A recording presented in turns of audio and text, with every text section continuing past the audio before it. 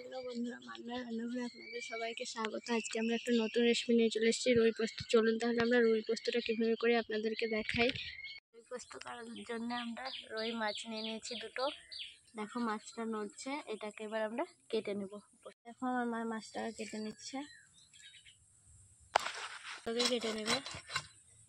দেখো আমরা মাছটাকে কেটে নিয়েছি, দিয়ে লবণ মাখিয়ে রেখেছি। এবার এটাকে আমরা ভেজে নিব। দেখো তেলটা একদম গরম হয়ে গেছে, এবার এতে আমরা মাছটা দিয়ে দেবো।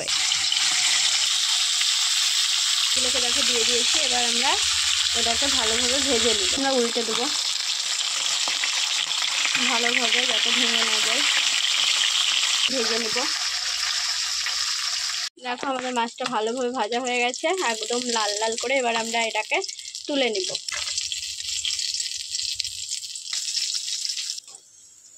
মাছগুলোকে আমরা ভালোভাবে ভেজে তুলে নিয়েছি। এবার এটাকে আমরা রুই পোস্ত করে দেখাবো।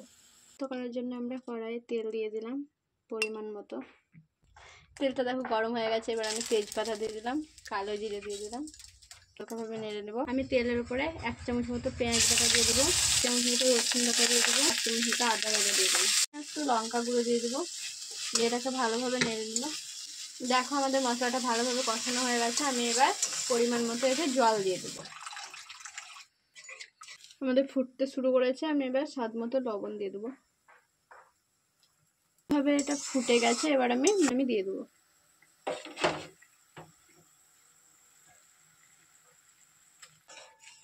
ভালোভাবে একটু নেড়ে নেব।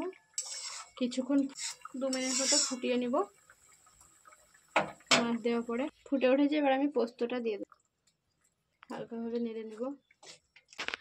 আমরা মাছটাকে ভালোভাবে এবার ফুটিয়ে নিয়েছি পোস্ত দেওয়ার পরে। এবার আমরা এটাকে নামিয়ে নেব। আমাদের রুই পোস্ত হয়ে গেছে, নামিয়ে নিচ্ছি আমরা।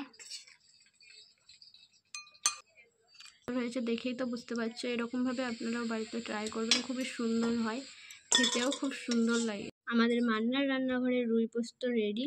দেখুন কতটা সুন্দর হয়েছে, দেখেই বুঝতে পারছেন। একবার হলেও বাড়িতে ট্রাই করবেন, খুবই ভালো লাগে, খেতেও খুব সুন্দর লাগে।